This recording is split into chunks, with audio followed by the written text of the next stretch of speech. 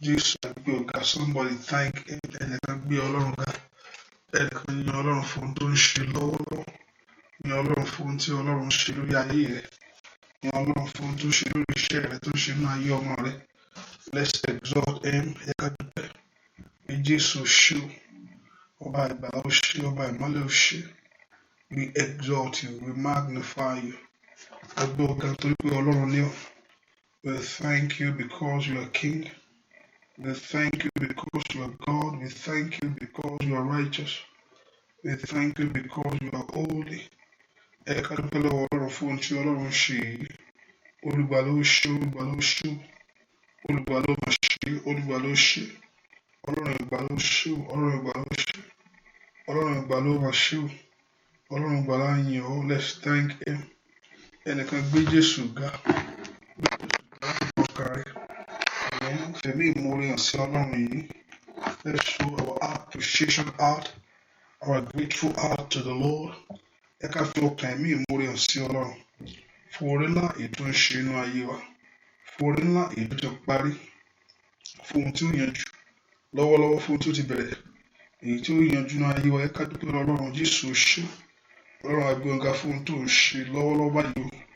Ẹ mọ Ísírẹ́lì àyàn. Somebody thank the Lord. Ẹnìkan gbé Jésù ga lọ́wọ́lọ́wọ́ fún oore Ọlọ́run. Thank him. Worship the Lord. Dúpẹ́ fún oore Ọlọ́run. Oore Ọlọ́run tí ó fi gbà kan dúró. Oore Ọlọ́run tí ó fi gbà kan yẹ. Nínú ayé wa, nínú ayé ọmọ wa. Lórí iṣẹ́ wa, lórí ilé wa. Let's bless him. Thank him for his great love. Ẹ ká dúpẹ́ fún oore ọ̀fẹ́ Ọlọ́run yìí. Oore ọ̀fẹ́ Ọlọ́run tó mú ìbùkún wá. Thank him for his love, of his grace, of his mercy in our life. Ẹ ká dúpẹ́ oore Ọlọ́run yìí. Jésù ṣé, Jésù ṣé, Jésù ayọ̀, Jésù gbé ọ̀gá. Wọ́n tó pọ̀ nípa àtàgbà ìwọ́n láfi ọpẹ́ wá fún. Aláyẹ ká tó gbéga bí kò ṣe ìwọ Ọlọ́run. Aláyẹ ká tó dúpẹ́ lọ́wọ́ rẹ̀ bí kò ṣe Olódùmarè. Thank him. Olópa wa mọ̀, olódà wá sí. Olóńbọ̀ wa, olóńgbogbo fún wa, olágbára wa, òun ní ìṣẹ́gun fún wa. Olúwa ni ọ̀rọ̀ wa. Ẹ ká dúpẹ́ lọ́wọ́ Ọlọ́run. Jésù máa ṣe. Olùgbàlà ó ṣé, olùgbàlà ó ṣé. Ọlọ́run Ísírẹ́lì ó ṣé. Ọlọ́run Ísírẹ́lì ó máa ṣé. Jésù ṣé, Jésù ṣé. Dúpẹ́ lọ́wọ́ Ọlọ́run yìí. Dúpẹ́ lọ́wọ́ Ọlọ́run fún ohun tí Ọlọ́run ń ṣe nínú ayé rẹ. Fún ohun tí Ọlọ́run ń ṣe nínú ayé rẹ lónìí. Ẹ ká dúpẹ́ fún àrà ńlá tí Ọlọ́run ń fa ayé wa dá lọ́wọ́lọ́wọ́. Let's bless the Lord. Let's worship the King. Ẹ ká dúpẹ́ oore gbogbo. Oore Ọlọ́run tí ò fi gbà kan dúró. Oore Ọlọ́run tí ò fi gbà kan yẹ. Nínú ayé ọmọ rẹ, lórí ilé rẹ, lórí iṣẹ́ rẹ. Ẹ ká dúpẹ́ lọ́wọ́ Ọlọ́run bẹ́ẹ̀. Ẹni mọ Ísírẹ́lì ìwọ ni mo fi ọpẹ́ rẹ fún. Ta ló yẹ kí n tún gbéga bí kò ṣe ìwọ bàbá lókè? Ta ló yẹ kí n tún gbéga bí kò ṣe ìwọ Ọlọ́run? Ó yẹ dúpẹ́ lọ́wọ́ Ọlọ́run. Let's thank him. Ẹ jẹ́ ká dúpẹ́ lọ́wọ́ Jésù yìí.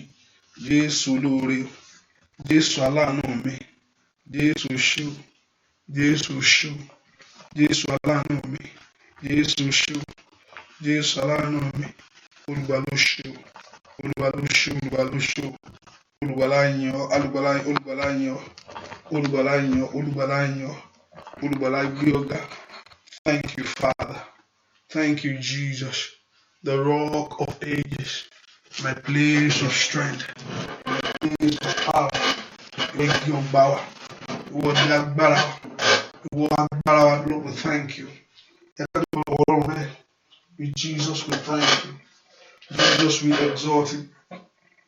Jesus, we magnify you. Jesus, we honor you for who you are. Agbẹ́ fún tó jẹ́, ọ̀run tó jẹ́ náà ayé wa. Agbẹ́ tó jẹ́ agbára fún wa lóṣù. Ọlọ́run Ísírẹ́lì oṣù. Ọlọ́run Ísírẹ́lì oṣù. Ọlọ́run Ísírẹ́lì oṣù. Ọlọ́run tó pọ̀ ní pàtàkì oṣù. Ọlọ́run tó ní gbogbo agbára lọ́wọ́ oṣù. Ọlọ́run tó ní gbogbo èèyàn lọ́wọ́ oṣù. Somebody thank the Lord. Ẹnìkan jẹ́ ká jẹ́ Ọlọ́run. Ẹnìkan gbé Jésù ga fún tó ń ṣe. Dúà lórúkọ Jésù Kristi. Olúwa wa mẹ́ka tó dúpẹ́ lọ́wọ́ Ọlọ́run. Fún ìrìn àjò náà, ìrìn àjò tòní. Ọ̀pọ̀ ìṣẹ̀lẹ̀ ló ti ṣẹlẹ̀ ní àyíká wa. Ilé ìta àfetí gbọ́ àti ilé ìta àfetí gbọ́. ilé ìta fojú rí, ilé ìta fojú rí. Ọlọ́run sì pa wá mọ́ lọ́wọ́ ewu gbogbo. Ọlọ́run pa wá mọ́ lọ́wọ́ ewu gbogbo, ó pa wá lọ́wọ́ ewu gbogbo from all evil. Ọlọ́run tó pa wá lọ́wọ́ ewu gbogbo ilé ìta fojú rí, ilé ìta fojú rí. Thank him, the Lord that deliver you from all evil. Òun náà fẹ́ kó wá dúpẹ́ lọ́wọ́ rẹ̀ pé onítọ́jú mi ò máa ṣe o, onítọ́jú mi ò máa ṣe o, onítọ́jú ilé mi ò máa ṣe o. Thank him, be grateful to him. Let's thank him with a grateful heart. Let's bless him with a grateful heart. Ẹ ká dúpẹ́ pẹ̀lú ọkàn ọpẹ́, pẹ̀lú ọkàn ọpẹ́ sí Ọlọ́run, pẹ̀lú ọkàn ọpẹ́ sí Jésù, pẹ̀lú ọkàn ọpẹ́ sí Olódùmarè. Ó ṣe fún oore ńlá tó ṣe, ó ṣe fún oore ńlá tó ṣe inú ayé ọmọ, ó ṣe fún oore ńlá tó ṣe inú ayé wa, ó ṣe fún oore ńlá tó ṣe lórí ẹbí rẹ, ó ṣe fún oore ńlá tó ṣe inú ọ̀nà rẹ lọ́wọ́ rẹ̀. Ọlọ́run ó ṣe fún oore ńlá tó ṣe, fún oore ńlá èyí tó ń ṣe, èyí tí wàá tún ṣe inú ayé mi lónìí. Ọlọ́run ìgbàlà mi mọ̀ ṣe, Ọlọ́run ìgbàlà mi mọ̀ ṣe, Ọlọ́run ìgbàlà mi mọ̀ ṣe, Ọlọ́run ìgbàlà mi mọ̀ ṣe, Ọlọ́run ìwòsàn mo yàn ọ́.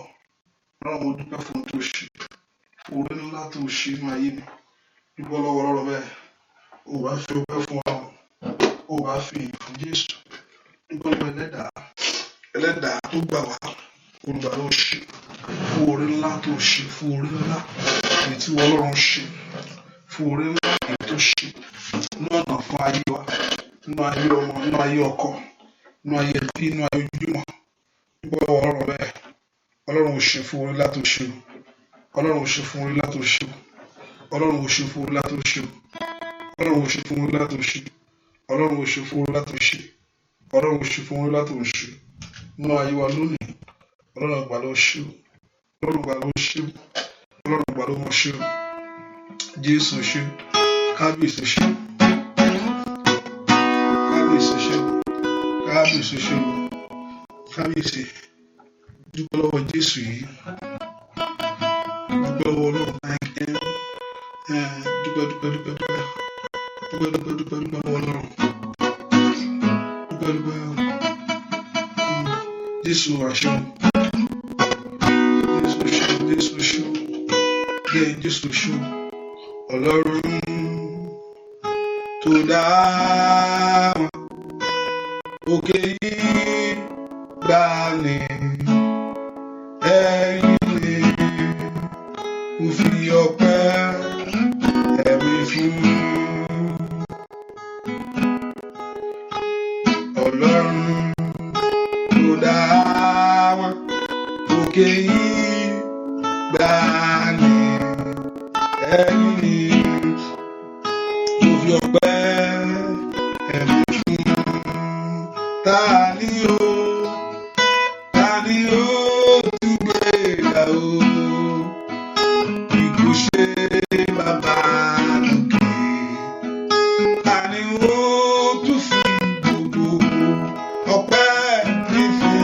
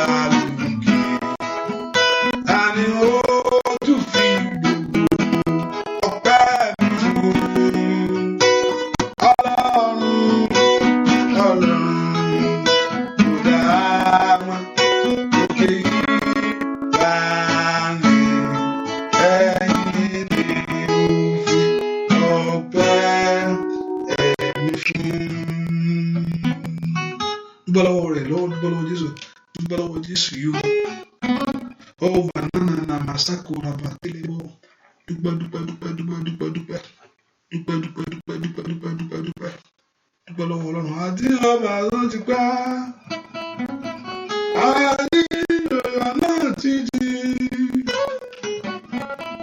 Irú ọba bí Jésù tó máa sí o. Lórí nǹkan lọ́ba ayé lọ. Ìyá gbogbo. tí ń bàbá ọjọ́ ti gbá.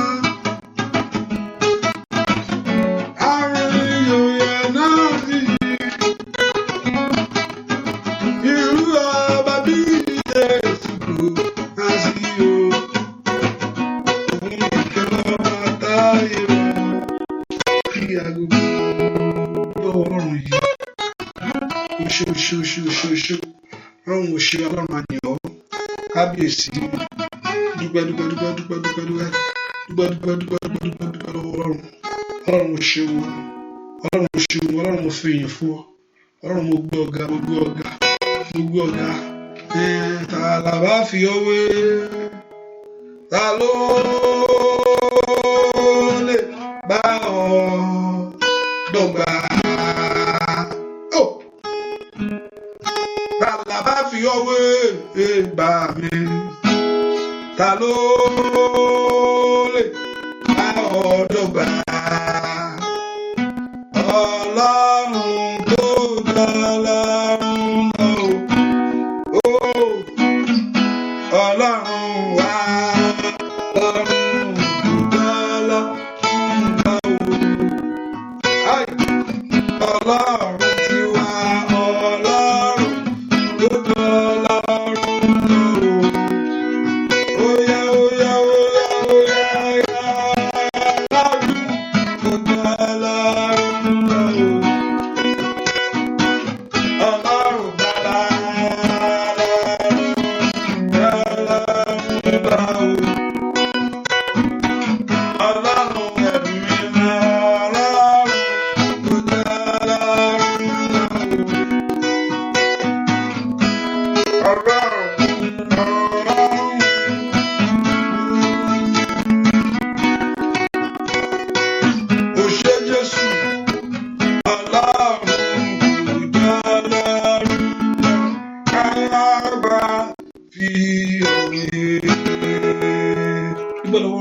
sẹ́ńtà lè fi wé ìdí tí ó fi tí àánú fi ṣẹ̀ náà ayé rẹ ní àṣálẹ́ yìí nìyẹn.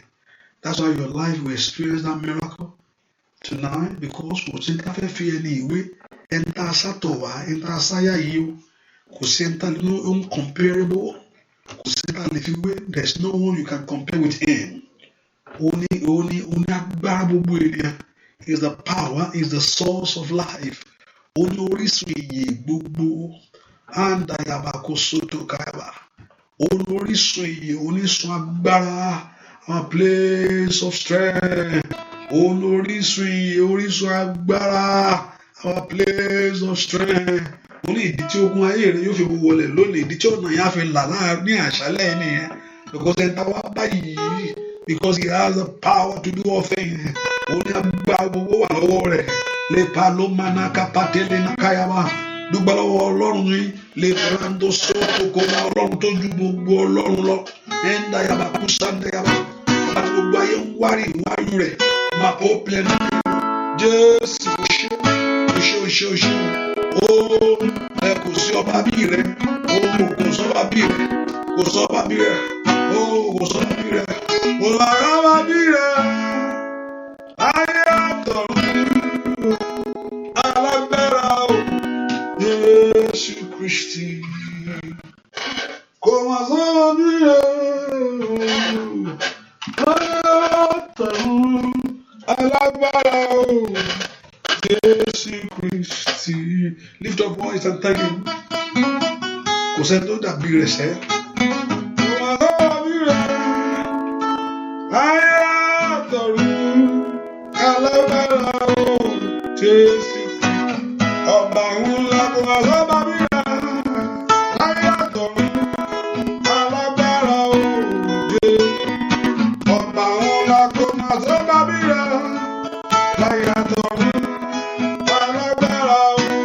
Jésù Kristi. Jésù ṣe ni máa dúpẹ́, ṣe ni máa yọ̀ o. A ní lórí rẹ̀, bóyá ó bàbá mi, ṣe ni máa dúpẹ́, ṣe ni máa yọ̀ o. A ní lórí Jésù, ṣe ni máa dúpẹ́ o bàbá. Ọwọ́ rẹ̀ dà.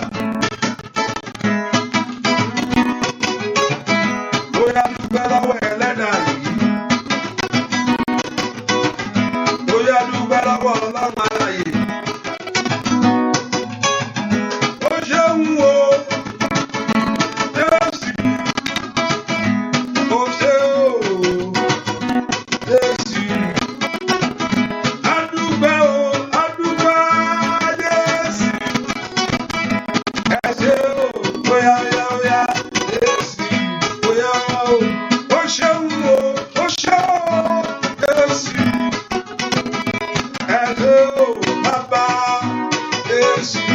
Àlàbá fi ọwé, àlàbá fi ọwé, ta ló lè dá ọ dọ́gba? Àlàbá fi ọwé, ta ló lè dá ọ dọ́gba? Ọlọ́run tó bí ọlọ́run náà wà láti ọwé, ó yọ. Jésù ló máa dúpẹ́ o, ó yọ. Torí ilé Jésù ló ṣòro fún mi, ó yọ. Oya oya oya, Jésù ló máa dúpẹ́ o, ó yọ. Ó dá mi sí, Jésù ló ṣòro fún mi, ó ní ó yọ. Jésù ló máa dúpẹ́ o, ó yọ. Torí ẹni gbogbo sẹ́, Jésù ló ṣòro wáyé mi, ó yọ. Oya ti fẹ́, Jésù ló máa dúpẹ́ o, ó yọ. Oya oya oya, Jésù ló ṣòro fún mi, ìwọ ló ṣe nínú ayé àná. Ìwọ ló pa wá lẹ́rìn ayọ̀fẹ́. Ìwọ ló mú lóde gbogbo wò. Ìwọ ló fàyè wá dáre. Onímọ̀ òun yọ. Jésù ló máa dúpẹ́ o, òun yọ. Lórí ẹni gbogbo dá, Jésù ló ṣòro. Oya oya lórí rẹ̀. Jésù ló máa dúpẹ́ o, òun yọ. Jésù ló ṣòro fún èmi o. Ọkọ Ọlọ́run gbogbo láti ṣe ṣe Olúwa dáríjì. Olúwa dárí àṣírí mi jì mí. Ẹ pe orúkọ Jésù gbé tẹ wá sẹ́. Lord, forgive me all my sin. Èmi ẹlẹ́ṣẹ̀ yìí mo tọ̀ wá. Èmi ẹni tí ìyẹ́ yìí mo wá tọ̀ wá. Olúwa dáríjì mí. Let's begin to ask God for God forgiveness in our life. Ẹ ká sọ fún Jésù gbogbo ẹ̀ṣẹ̀ gbogbo èyí tó lè mú ìjìyà wá tàbí ó lè mú ìdájọ́ wá lórí ayé wa. Ẹ ká sọ fún Ọlọ́run alààyè. Kí Ọlọ́run kó dárí gbogbo àṣídéjì. All our sins, all our iniquities, all our trespasses, all our transgressions. Ẹ pe orúkọ Jésù mi tẹ wá. Ọlọ́run dárí ẹ̀ṣẹ̀ mi jì mí. Olúwa dárí gbogbo àṣídédé mi jì mí. Àṣídédé mi gbogbo. Somebody prayed. Ẹ sọ fún Ọlọ́run. My sins, O God, my iniquity, O God. Ẹ gbàládùá. My sin, O God, Makanda ye, Le Prondo Sandia, La Brando Sun to Blekabo. Ẹ pe orúkọ Jésù mi tẹ wá. Ọlọ́run dárí ẹ̀ṣẹ̀ mi jì mí. Ẹ̀ṣẹ̀ mi lónìí. Ọlọ́run dáríjì. Ẹ pe orúkọ Jésù. Ẹ sọ fún Ọlọ́run alààyè. Ọlọ́run dárí àṣírí mi jì mí. Gbogbo ẹ̀ṣẹ̀ mi níwájú ìwọ Ọlọ́run. Gbogbo ẹ̀ṣẹ̀ mi níwájú ìwọ Jésù. Ẹ sọ fún Ọlọ́run alààyè. Olúwa dáríjì. Olúwa dáríjì. Ẹ̀jẹ̀ rẹ kó yà mí sí. Ẹ̀jẹ̀ rẹ kó wẹ̀ mí. Ẹ gbàládùá. Ẹ̀jẹ̀ rẹ kó yà mí sí. Ẹ̀jẹ̀ rẹ kó wẹ̀ mí. Sọ mí di mímọ́. Olúwa sọ mí di mímọ́. Olúwa sọ mí di mímọ́. Olúwa sọ mí di mímọ́. Ask the Lord to wash you. Ask the Lord to wash you. Ask the Lord to purify you. Ask the Lord to sanctify you. Somebody pray that prayer. Olúwa sọ mí di mímọ́. Sọ orúkọ Jésù. Olúwa sọ mí di mímọ́. Somebody pray. Ẹ sọ fún Jésù dáadáa. Olúwa sọ mí di mímọ́. Ẹ̀jẹ̀ rẹ kó wẹ̀ ayé mi. Let your blood wash me from my head to toe. Ẹ̀jẹ̀ rẹ kó wẹ̀ mí. Ọlọ́run náà ló gbàdúrà. Ẹ̀jẹ̀ rẹ kó wẹ̀ ayé mi. Let your blood wash me. Let your blood purify me. Somebody pray that prayer. Lè gàdàbà kàdàbà. Ẹ gbàdúrà sẹ́. Ẹ̀jẹ̀ Jésù wẹ̀ ayé mi. Ẹ̀jẹ̀ Jésù wẹ̀ ilé mi. Jésù wẹ̀ iṣẹ́ mi. As I look unto you. Olúwa fẹ̀jẹ̀ rẹ wẹ̀ mí. Olúwa fẹ̀jẹ̀ rẹ wẹ̀ mí. Olúwa fẹ̀jẹ̀ rẹ wẹ̀ mí. Olúwa fẹ̀jẹ̀ rẹ wẹ̀ mí. Olúwa fẹ̀jẹ̀ rẹ wẹ̀ mí. Olúwa fẹ̀jẹ̀ rẹ wẹ̀ mí. Olúwa fẹ̀jẹ̀ rẹ wẹ̀ mí. Olúwa fẹ̀jẹ̀ rẹ wẹ̀ mí. Olúwa fẹ̀jẹ̀ rẹ wẹ̀ mí. Olúwa fẹ̀jẹ̀ rẹ wẹ̀ mí. Olúwa fẹ̀jẹ̀ rẹ wẹ̀ mí. In the name of Jesus. Olúwa fẹ̀jẹ̀ rẹ wẹ̀ mí. Ẹ̀jẹ̀ rẹ Olúwa fi wẹ̀ mí. Olúwa fi wẹ̀ ayé mi. Olúwa fi wẹ̀ iṣẹ́ mi. Gbọ́ àdúrà lórúkọ Jésù Kristi. Olúwa rẹ lórúkọ Jésù. Olúwa wọnú ọkàn mi wá. Iye ọkàn mi pátá sí ìwọ Ọlọ́run. Olúwa ohun tó ṣe pàtàkì pé the connection with our God, that's the most things. When our connections is intact with Him, all those things that we are worried about, He will settle it. Nígbà tí ọ̀nà wa bá wu Ọlọ́run yìí, gbogbo tá a pé lè báyìí ọ̀tọ̀ yóò yanjú ẹ̀. Olúwa mú ọkàn mi fún ìwọ Ọlọ́run. Let my heart focus on you, God. Let my heart step fast on you, God. Oh, can you get here? That's the battle of life. The battle is in the mind. That's why some books say the battle of the mind, where everything that we want to do, whatever she, that's why our heart must be sanctified. Our heart must be purified. Olúwa yẹ ọkàn mímọ́ sí ìwọ Ọlọ́run. Olúwa yẹ ọkàn mímọ́ fún ìwọ Ọlọ́run. Ẹ sọ dàgbà, Olúwa yẹ ọkàn mímọ́ fún ìwọ Ọlọ́run. Ẹ porúkọ Jésù. Somebody pray, sanctify my heart for you. And you pray that prayer, pastor, kan tí mo ní ìdíkọ́ nìyẹn o. Àṣeyọrí mo ń fẹ́ sẹ́, iṣẹ́ mo ń fẹ́ gbàdúrà kẹ̀kẹ́ jẹ́ bọ́ sí fún yẹn tí mo ń sọ gan nìyẹn. Tí ọkàn yẹn bá ti, tọ́lọ́run bá ti yẹ ọkàn yẹn mọ́ fún ara rẹ̀, ó dá kí iṣẹ́ yẹn bọ́ sí i. Ó dá kí èèyàn béèrè kó fún kó yàn dá. Azọlọ, Olúwa yẹ ọkàn mímọ́ sí fún ìwọ Ọlọ́run. Ẹ jẹ́ ká gbàdúrà, ẹ jẹ́ ká sọ fún Ọlọ́run. Ọlọ́run yẹ ọkàn mímọ́, yẹ ọkàn mi sí mímọ́ fún ìwọ Ọlọ́run. Olúwa yẹ ọkàn mi sí mímọ́ fún ìwọ Ọlọ́run. Ọlọ́run Ísírẹ́lì yẹ ọkàn mi sí mímọ́ fún ìwọ Ọlọ́run. Ìdágbàlagbà Ọlọ́run kó yẹ ọkàn wa sí mímọ́ fún Ọlọ́run. Jésù yẹ ayé mi sí mímọ́ ní orúkọ Jésù. Màrámà kápátálà ẹ̀sùn dàgbà. Ọlọ́run yẹ ọkàn mi sí mímọ́ ní orúkọ Jésù. Ó yá orúkọ Jésù.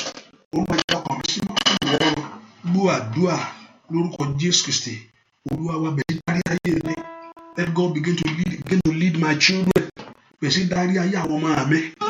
Olúwa bẹ̀rẹ̀ sí dárí mi látòdì lọ. Orúkọ Jésù. Ẹ̀mí lórúkọ bẹ̀rẹ̀ sí dárí mi. Let Holy Spirit begin to lead you. Ẹ sọ dàdúrà. Olúwa bẹ̀rẹ̀ sí dárí ayé mi. Olúwa bẹ̀rẹ̀ sí dárí ayé mi. Ẹ porúkọ Jésù. Ẹ porúkọ Jésù. Gbọ́ àdúrà lórúkọ Jésù Kristi. Olúwa wa lòmí o. Lòmí fọ́gọ́dá. Tìrẹ mo jẹ́ o. Olúwa lòmí fògo rẹ̀. Lòmí o. Bàbá lòmí fògo rẹ̀. Tìrẹ mo jẹ́ o. Olúwa lòmí fògo rẹ̀. Lòmí o. Lòmí fògo rẹ̀. Tìrẹ ni mo jẹ́ o. Olúwa lòmí fògo rẹ̀. Óyá.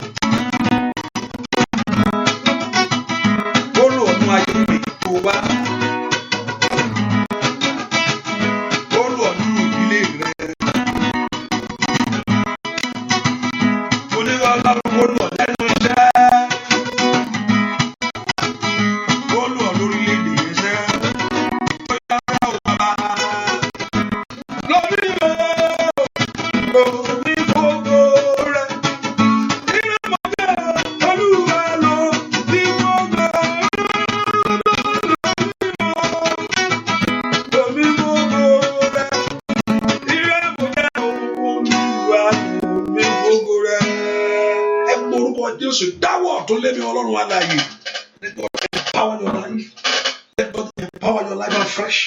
Ẹ porúkọ Jésù. Olúwa dáwọ́ ọ̀tún lé ayé rẹ̀. Ẹ porúkọ Jésù dáadáa. Olúwa dáwọ́ ọ̀tún agbára lé mi. Olúwa dáwọ́ ọ̀tún agbára lé mi. Ọmọláńlá ló gbàdúrà. Olúwa dáwọ́ ọ̀tún agbára lé mi. Ọmọláńpẹ Jésù. Olúwa dáwọ́ ọ̀tún agbára lé mi. Ọmọláńpẹ orúkọ Jésù dáadáa. Lẹ́kọ̀ọ́dọ̀bọ̀ sótòlẹ́mà. Labrando sekele bugaba. Ẹ sọ́dà dùn. Ọlọ́run aláàyè. Olúwa dáwọ́ ọ̀tún lé mi. Olúwa dáwọ́ ọ̀tún lé mi. Ẹ porúkọ Jésù. Olúwa dáwọ́ ọ̀tún lé mi. Sọ fún Ọlọ́run aláàyè. Lè ya kàtà yàbò. Mazuko tó lè gaba. Sọ fún Jésù dáadáa. Olúwa dáwọ́ ọ̀tún lé mi. ọwọ́ ọ̀tún agbára rẹ̀, ọwọ́ ọ̀tún ògo rẹ̀, ọwọ́ ọ̀tún ẹwà rẹ̀, ẹ po orúkọ Jésù kó gbalẹ̀ ẹ lọ́wọ́lọ́wọ́. Lakapatu daya lezuno bendo kaba lebrendo sunto kelebo. Ẹ po orúkọ Jésù. Olúwa dáwọ́ ọ̀tún lé mi. Sọ fún Jésù dáadáa. Olúwa dáwọ́ ọ̀tún lé mi. Ọwọ́ ọ̀tún agbára. Olúwa dáwọ́ ọ̀tún agbára lé mi. Gbọ́ àdúrà lórúkọ Jésù Kristi. Olúwa wẹ po orúkọ Jésù. Lord, I've come to you tonight. Olúwa wọnú mi wá. Enter into my life. Gbé mi wò bí iná. A lot of price. Many people pay price just to like wọ́n sọ ìjọ oríṣiríṣi láti di alágbára. Agbára tí ó sì agbára òfò tún nìyẹn o. So the power is available to them that believe. Ó ní àwọn bẹ́ẹ̀ ni àwọn tẹ̀ bẹ́ẹ̀ ni ọlá fún wa ní agbára bẹ́ẹ̀ ni láti jẹ́ ọmọ Ọlọ́run. Olúwa gbé agbára ńlá wọ̀ mí. Olúwa gbé agbára ńlá wọ̀ mí. Agbára ti rìnrìn àjò yìí ń tinú ọdún yìí. Agbára kan ni. Lord empower me. Agbára tí mi la oṣù yá. Agbára kan ni. Agbára tí mi fi ṣe láyé. Empower me. Power in that for my ball. Agbára tí mi la oṣù yá àti bọ̀ sí half of the year. Àti bọ̀ sí àárín ọdún. Oṣù wáwájú. Ọ̀pọ̀lọpọ̀ ìṣẹ̀lẹ̀ ló dẹ̀ ti ṣẹlẹ̀. Ẹ kó agbára tí mi fi la ọdún ìjà. Agbára tí mi ò fi ṣe eré. Agbára tó ọmọ mi náà fi rí tiẹ̀ ṣe láyé.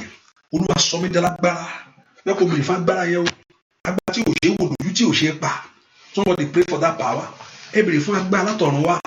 Ọlọ́run wọ̀ mí ní agbára. Olúwa wọ̀ mí ní agbára. Olúwa wọ̀ mí ní agbára. Olúwa wọ̀ mí ní agbára. Olúwa wọ̀ mí ní agbára. Olúwa wọ̀ mí ní agbára. Olúwa wọ̀ mí ní agbára. Olúwa wọ̀ mí ní agbára. Olúwa wọ̀ mí ní agbára. Ọlọ́run gbàdúrà wọ́wọ́. Olúwa wọ̀ mí ní agbára. Agbára tòkè ọ̀run wá. Olúwa wọ̀ mí. Somebody pray that prayer. Kọ́lọ́run wọ̀ ọ́. Ask God to empower you. Ẹ wọ̀ mí ní agbára ńlá. Ẹ wọ̀ mí ní agbára ńlá. Ní orúkọ Jésù, pray for that power. Agbára tó fi ṣe tó fẹ́ ṣe yẹn o. That power that will enable you to do what you want to do. That power that will move your dream forward.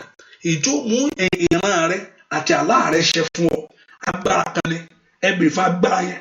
Agbára táwọn ọmọ mi ò fi yàn. Tí wọ́n fi yanjú. Agbára tí wàhálà mi àti làálà mi ò fi ní já sásán. Can you pray that prayer? Agbára tí èrè tèmi ò fi tẹ̀lé wọ́n. Agbára tí ń fa oore fún ọ. Yóò fa òfa ọ̀run. Agbára tó wọ́n tí ó mú tó tọ́ sí ọ tó mú ní ọ lọ́wọ́. Agbára ẹni. Agbára tí yóò fi ní jẹ̀mí máyé.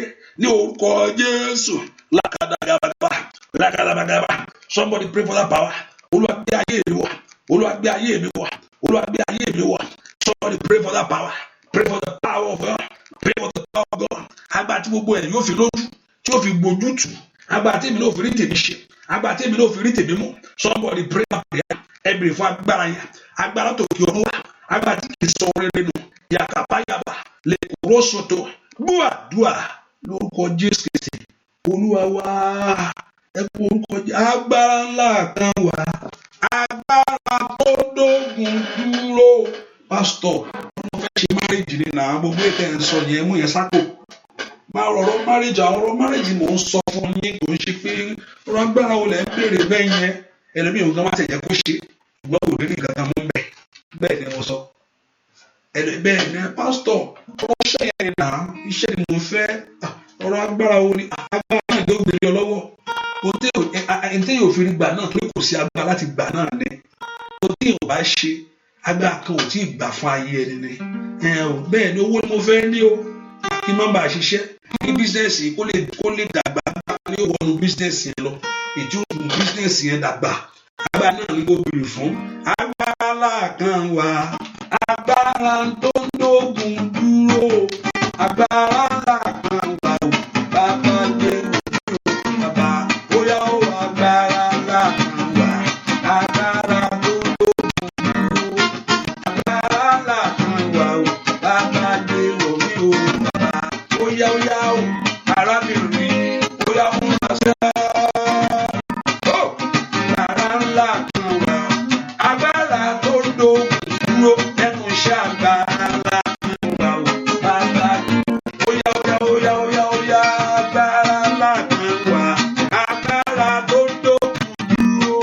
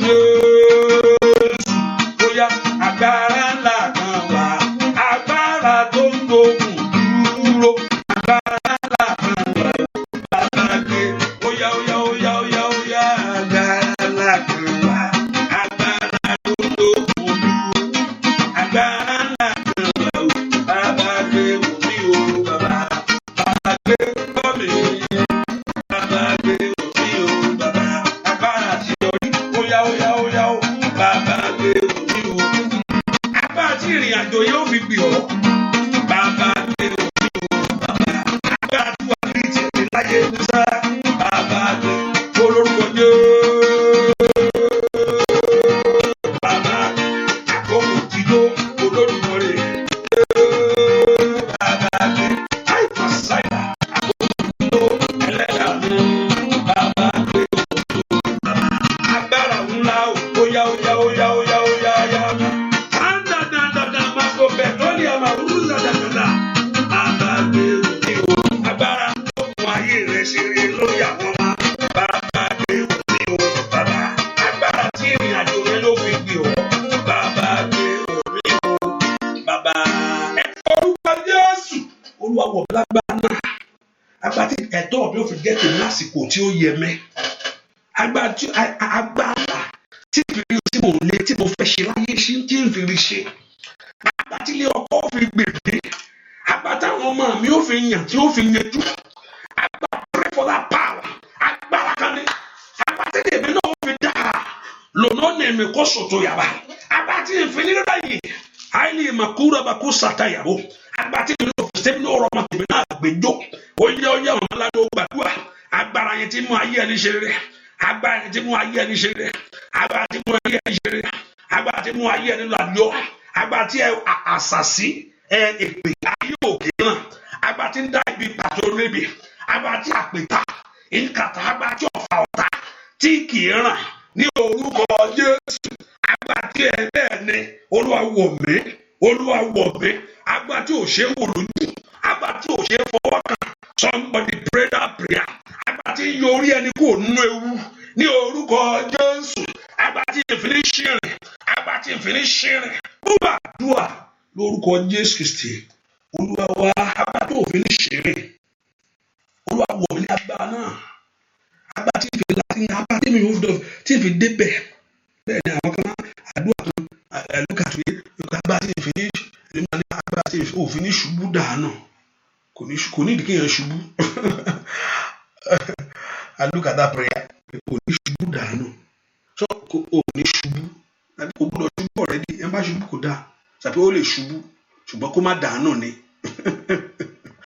Hallelujah. Àdúrà yẹn rí bákan díẹ̀ sí mi. I'm just looking at it. Ẹ ní ṣubú dànù. Tàbí ó lè ṣubú. Ṣùgbọ́n kó má dànù ni. Except you want to be that scripture. The righteous man will fall 7 times. Except you are standing on that scripture.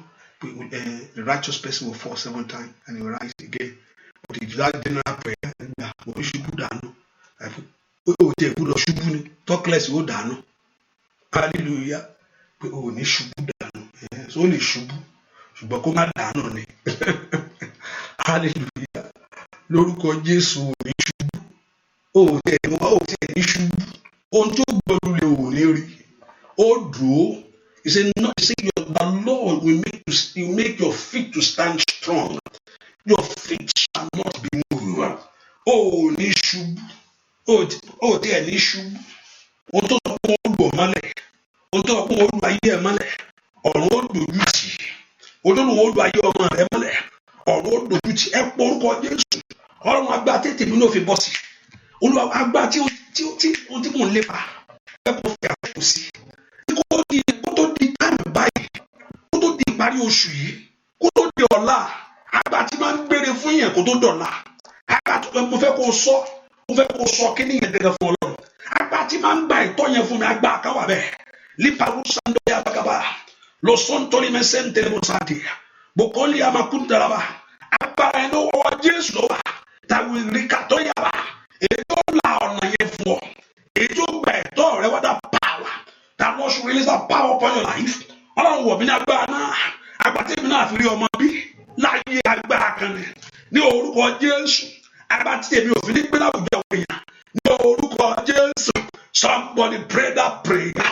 Somebody pray that prayer. Somebody pray that prayer. Ẹ pray fún agbára yẹn. Agbára ńlá. Agbára ńlá. Agbára ńlá. Agbára ńlá. Agbára tó ọ̀gbọ́n fi dayọ̀. Agbára tí ń fi rí tèmi náà ṣe.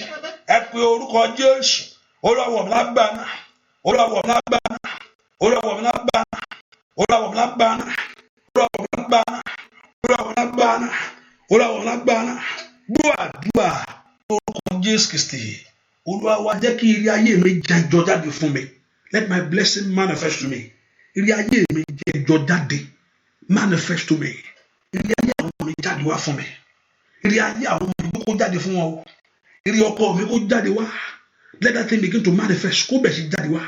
Ibikíbi táyé bá gbé sí Olúwa lọ gbà jáde. Olúwa mú jáde. Àwọn ìgbìmọ̀ tó ire ayé mi tí mo ti ń lóde láti ọjọ́. Ire ògo tí mo fẹ́ fọwọ́ pa. Ní orúkọ Jésù ni mo fẹ́ fojú. Ẹ kó àkókò ń lọ bàbá. Ire ayé mi jáde wá oṣù kejì rèé. Oṣù tí ń lọ nìyẹn. Kéèyàn tó mọ̀ ó tún máa kí apínú yẹ o. Kó tó mọ̀ ó tún ní apínú yẹ o. Kó tó mọ̀ ó tún ní apínú yẹ o. Ire ayé mi jáde wá. Àkókò yìí tó ó dá kí ayé mi kò nú ìdààmú. Somebody pray. Mate korabatayaba. Ayé mi kò nú ìdààmú. Somebody pray. Ẹ pọ orúkọ Jésù. Ire ayé mi jáde wá. Maya pasoto ni makayaba. Makoli makosoto yaba. Le prendo shikelebo. Ẹ pọ orúkọ Jésù. Ire ayé mi jáde wá. Ẹ gbàdúrà. Ire ayé mi jáde wá. Ẹ sọ fọ́lọ́run. Makoto li kapateria. Lo sonto le mesentlebo. Makoto li makura bayaba. Le sonto le mesentlebo. Ire ayé mi jáde wá. La pablo sandiabo. Ire ayé mi jáde wá. Ní orúkọ Jésù. Ire ayé mi jáde gbọ́ àdúrà lórúkọ Jésù Kristi. Ẹ sọ fún Ọlọ́run ohun tí ọkàn ti wá látọdún sẹ́yìn wá Ọlọ́run ṣe fún mi ní ọdún yìí. Olúwa ohun tí ọkàn mi ti wá fún àṣeyọrí, ohun tó máa yé mi dàgbàsókè tí ọkàn mi ti wá, bóyá owó ni bísíǹsì yẹn ni ayé mọ̀ pé tíyàn bá ṣe kíní yẹn pé ọ̀nà àlà lórí kíní yẹn, ayé mọ̀ pé tí ọmọ yẹn bá ṣàṣeyọrí yẹn ayé gẹ́gẹ́ bí màmá ayé rẹ̀ kò ló ìyànà. Gbẹ́kẹ̀ á porúkọ Jésù.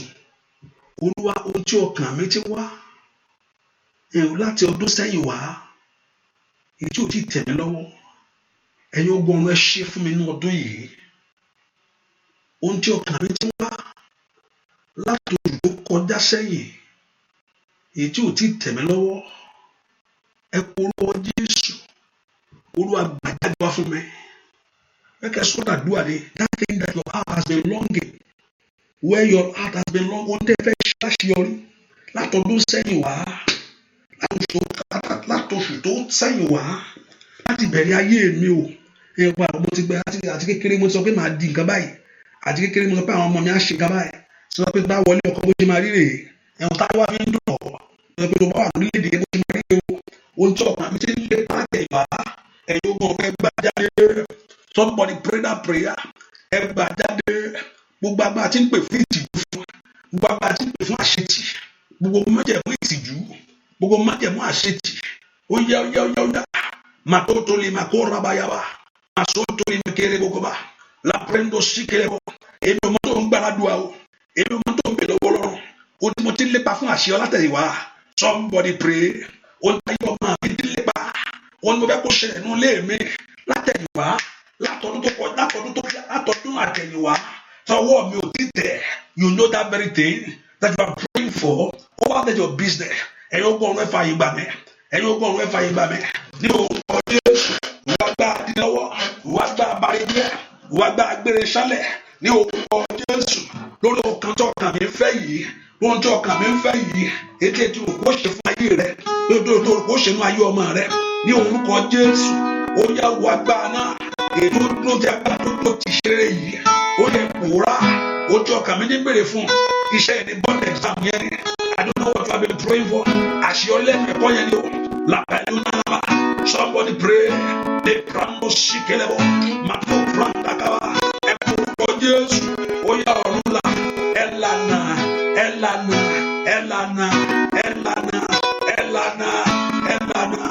Mato patayabo. Dúà. Lórúkọ Jésù Kristi. Olúwa wa. Ogun kan ò lè kí Jésù mú ṣẹ. Jẹ́ náà fún ọ̀pá alágbára ni. Báyìí lè ṣe máa wọn àpá alágbára ni. Kò sí nǹkan tí ó lè ṣẹ́. Gbà mí, ó lè jẹ́ kékeré kan let go. Mi ò sọ pé Ọlọ́run fi lẹ́sìn àyàn nígbàgbà sí nǹkan. Jẹ́ pé Ọlọ́run àmọ́ máa ṣe fún ìdí kan tàbí méjì. I want every one of us to accept that. Ọlọ́run ni kò change anything. But he always manifests himself. Ọlọ́run ò ṣe nǹkan fún mi nísìnyí mi ò determine bí kò ṣe Ọlọ́run because ó ti jẹ́ Ọlọ́run fún mi látẹ̀yìnwá. He has proven himself before. So tí mo bèrè nǹkan lọ́wọ́ ẹ̀ tí ò ṣe nísìnyí tàbí mo sọ nǹkan kan fún tí ò gba ọ̀nà yẹn iye ò jẹ́ ìyẹn pé Ọlọ́run because mo ti rí except you have not experienced it before. Mo fẹ́ pé kọ́ Ọlọ́run kó wá dábìrà ẹnu ayé ni mo fẹ́ kọ́ Ọlọ́run wá ṣe because tó máa mú ìgbàgbọ́ sọjí nìyẹn ìgbà tí èèyàn bá rí àrà Ọlọ́run nínú ayé ẹni àárín Ọlọ́run rí àfojú kan ó gbàgbọ́ which by faith but also you want to go further and manifest himself in your life. Lórúkọ Jésù ń tẹ̀ ń gbà Ọlọ́run kó fún ara rẹ̀ hàn. Ogun ká ò lé bí Jésù yóò jẹ́. Ogun ká ò lé bí Jésù yóò jẹ́. Ìrókò tó bá òbí gbígbé làwọn òbí. Ẹni tó gbà pọ̀ lè fàyè gbígbé làwọn ogun ká ò lé bí Jésù yóò jẹ́.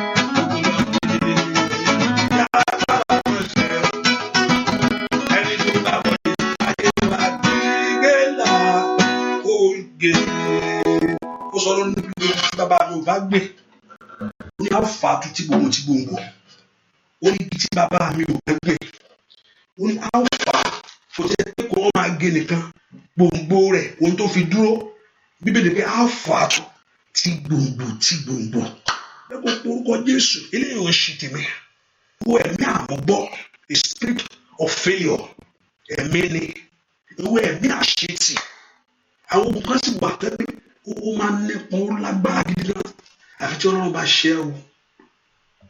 Wọ́n ní ogún dogun lọ ìjájújà lọ ẹlòmíì bá sọ nǹkan tó ń dojúkọ ó eré tètè ló sà ilé ìmọ̀ tó ga jù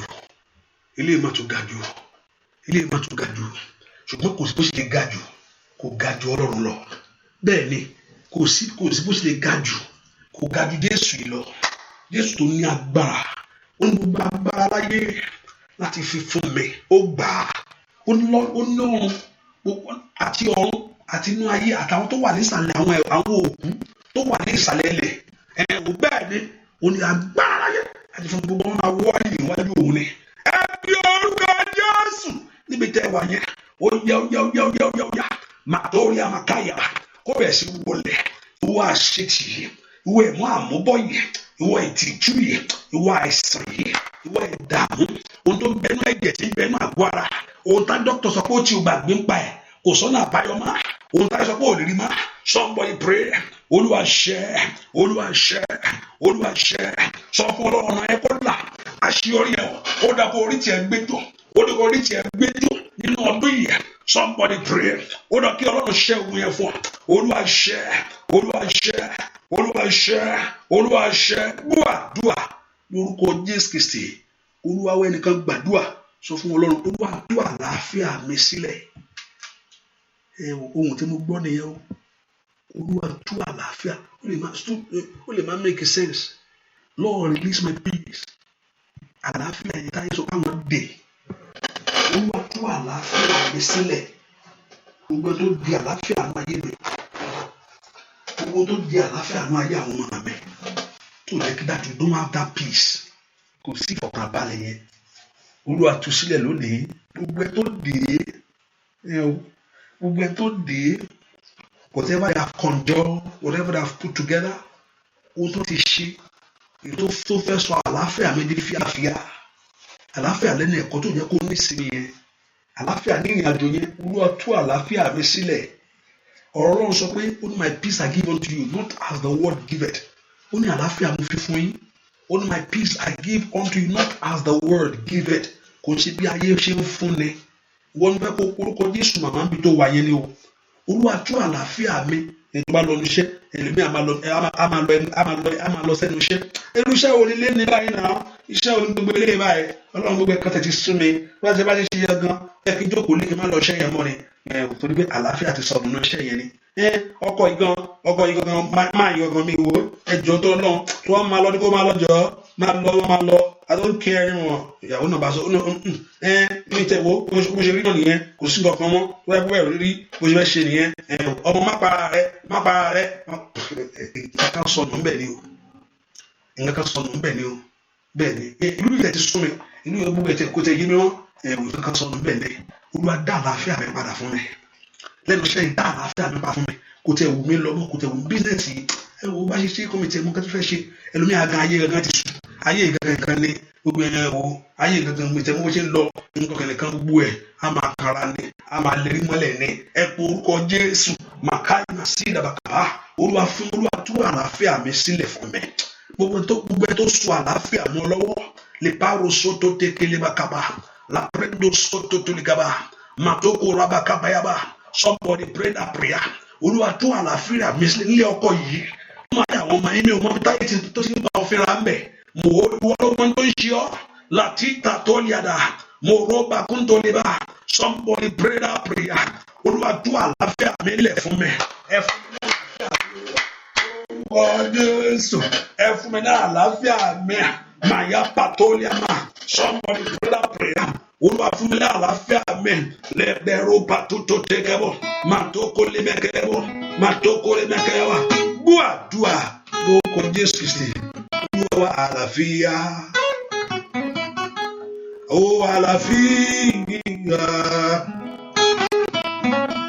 Àlàáfíà. Àlàáfíà. Àlàáfíà lèmi ò fi lò gbogbo ayé mi o. Àlàáfíà. Kò ní di fíafíà. Àlàáfíà. Óyá. Àlàáfíà. Sọ fún Jésù. Àlàáfíà. Àlàáfíà. Lèmi ò fi lò.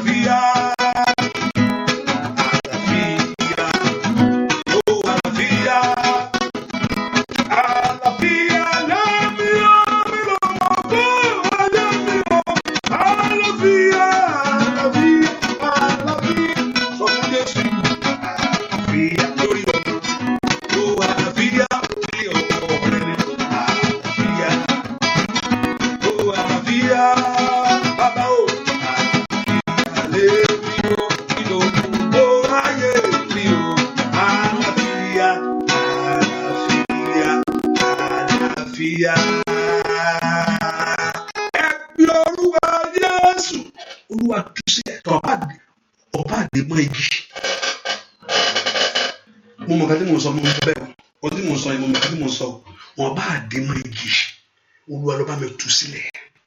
Wọ́n bá ayé ò bá dé kíní yẹn mọ́ igi, Olúwa tú sílẹ̀ fún mi. Olúwa ló bá ibi tó bá dé mọ́, ibi tó bá dé mọ́, Olúwa ló bá mi tú.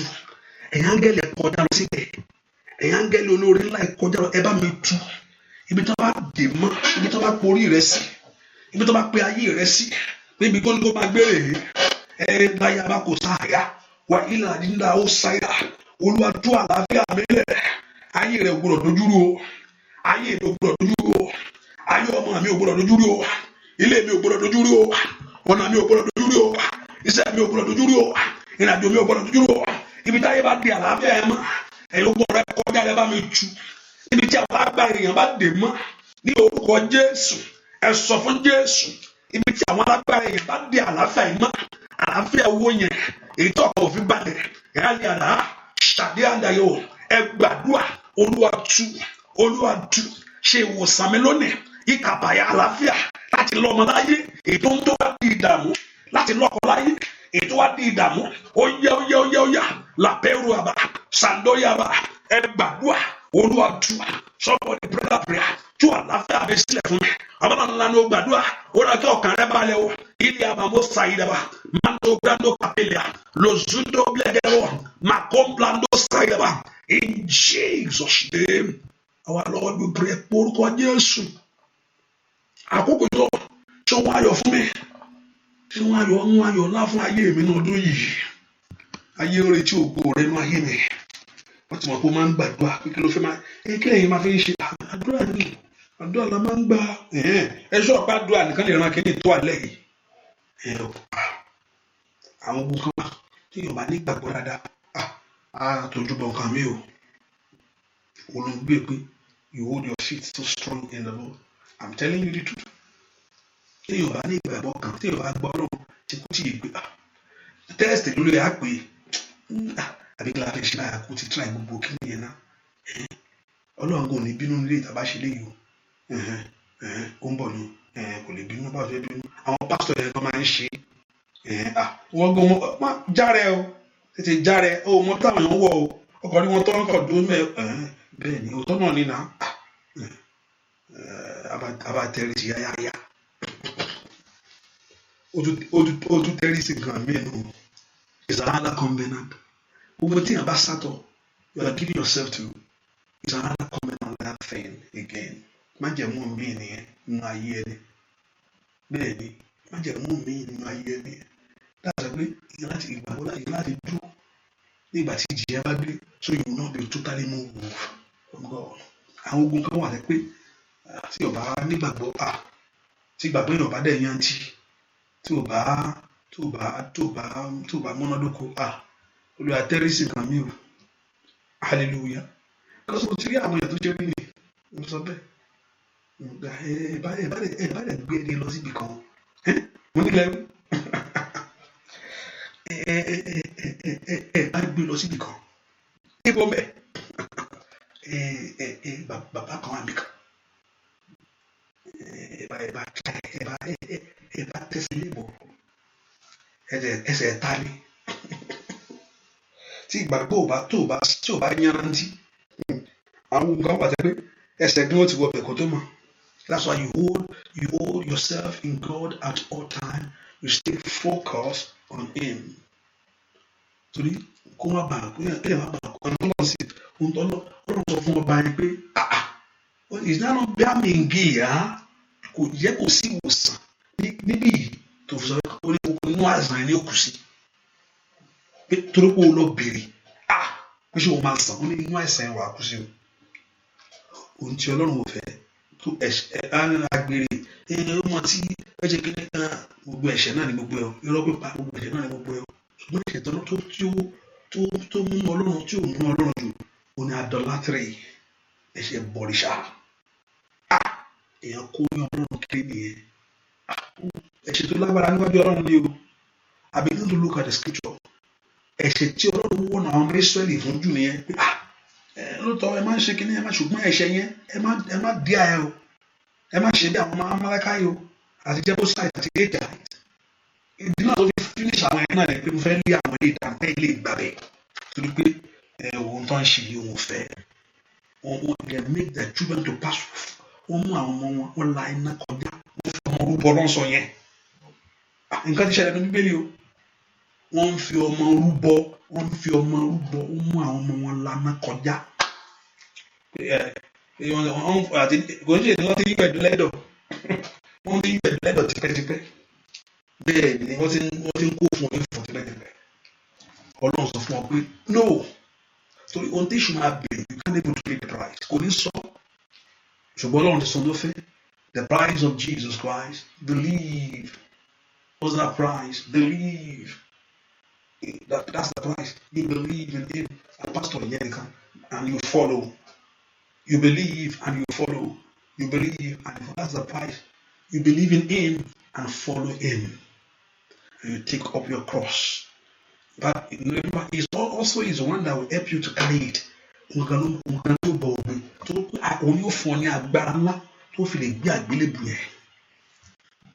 Things probably about so low that you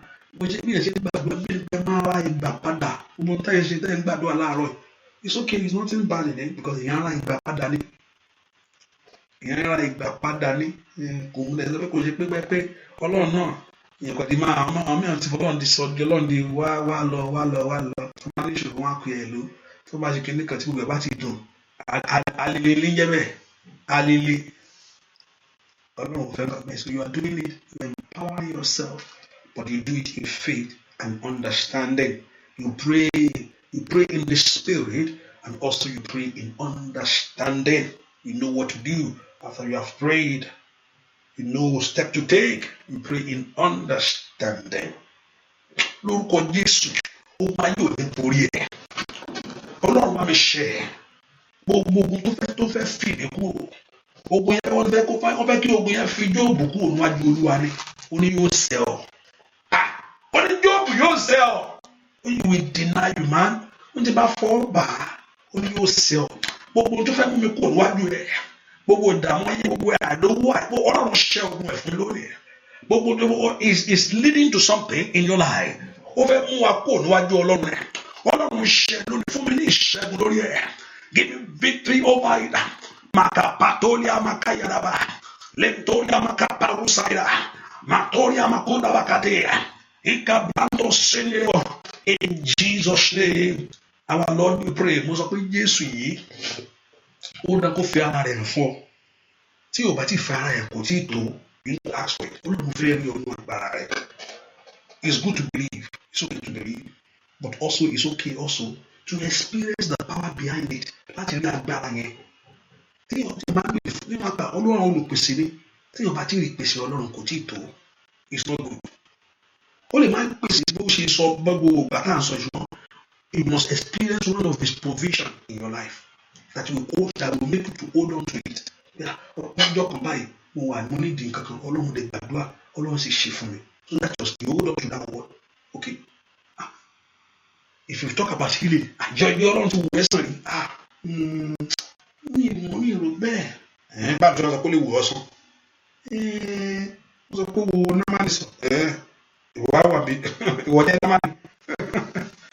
jẹ́ námánì mi gbàgbọ́ lọ́jọ́ kò sí nìkan jọ námánì ṣùgbọ́n nígbà tó bá sọ pé owó mi náà sàn kí ló àjọ báyìí mo gbàdúrà sí òwòsàn sì ṣẹlẹ̀ so you hold on to that faith mo wà níbi kan báyìí mo máa yẹ ṣe mo dẹ̀ ké pé Olúwa ó sì lànà fún mi that's your testimony so at any time your faith stand strong àwọn Hebrew mẹ́ta tó ń bá rí Ọlọ́run rí wọ́n lè dúró lórí ọ̀tún dúró lé wọ́n ti mọ̀ pé ó ní Ọlọ́run wà ilé gbà wá torí pé wọ́n ti rí ni wọ́n sì dúró lórí ọ̀tún rí pé Ọlọ́run yìí máa ń gbà yàn wọ́n ti wọ̀ ẹ́ bẹ́ẹ̀ ni wọ́n tó wà náà àgbà ẹ̀ lónìí you that my year to now ilé wọn tẹ́ ti fẹ́ rí bẹ́ẹ̀ ìwòsàn ló fẹ́ kó fẹ́ ti rí Ọlọ́run yẹn ni Ọlọ́run ìwòsàn fẹ́ kó wò mí sàn Ọlọ́run tó máa ń lànà fún ayé ẹni fẹ́ kó là ìwọ Jésù tó máa ń lànà fún ayé lànà fún mi ì mọ bí tẹ́ fẹ́ ti rí ìyanu yẹn tẹ́ fẹ́ kí Jésù yẹn kó farahàn mi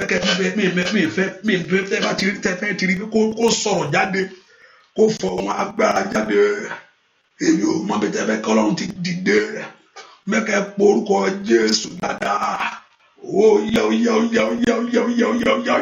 ayi káyọ̀ máa ṣàyà ó mú ìwòsàn wá kó mú ọpọlọ yẹn padà sípò ó mú ìwòsàn wá ó mú ọpọlọ ẹni yẹn padà sípò kó mú ọpọlọ ẹni ẹ padà sípò ní orúkọ Jésù. Àìlè síra wáyé makúrò bàkáyà. Jésù kó mú ọpọlọ ẹni ẹ padà sípò. Kí ìwòsàn gbogbo ẹ̀mí gágàgà ní orúkọ Jésù kó sálọ pátá. Gbogbo ẹ̀mí kó wọlé. Kí iná Ọlọ́run lè jìnnà kó má ṣe padà mọ́ ní orúkọ má ṣe ráyè mọ́. Ìwòsàn afẹ́fẹ́ náà mẹ̀káyà afẹ́fẹ́ olúwa fún ìwòsàn kó lọ kẹ́ ní àná tó wà ní orúkọ Jésù. Gbogbo ẹ̀mí yìí àìdìmọ̀ kó lè ṣàìdá kó para.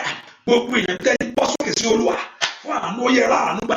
Ibi tẹ́ ti ń bèrè rí gbà ojú òní tì ọ́.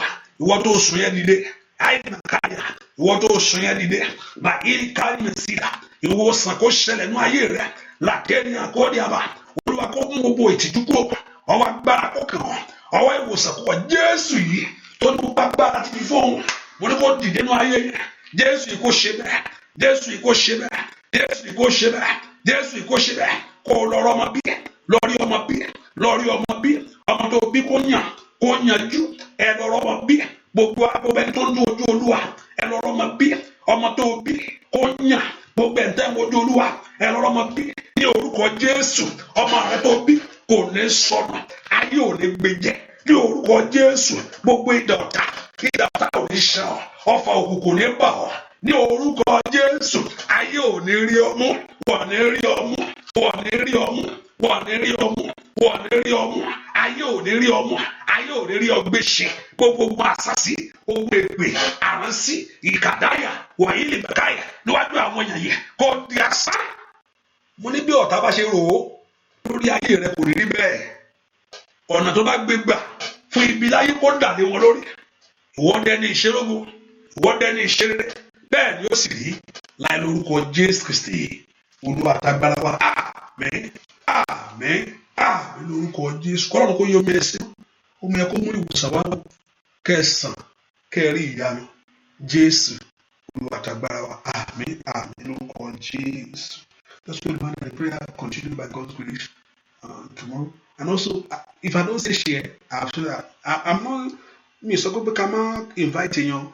You can do that, but meet the sign. Once of you, we prayer, share. No, that's up to you. But I'm just saying that because you back me something I might share. Me if I someone, you must feel left for long. Hallelujah. Praise the Lord. So you can invite friends and family. And what else again? Kọ́lọ́run kó bùkún yín, kí Kọ́lọ́run kó jẹ́ ti yín, kí ẹ rà àánú gbà, ojú òní tì yín. Bẹ́ẹ̀ ṣe lọ báyìí, Olúwa kó bá yín lọ. Ibùsùn rẹ kó jẹ́ ohun kó Ọlọ́run kó fún ojú kàn ọ́. Ẹ̀mọ́ kó bọ́ ọ sọ̀rọ̀, kó Olúwa kó ṣí ọ lójú. Kẹsẹ̀ padà pẹ̀lú ẹ̀rí. In Jesus' name we pray. Amen. Amen. Thank you very much. Thank you for being here. God bless you. Bye-bye.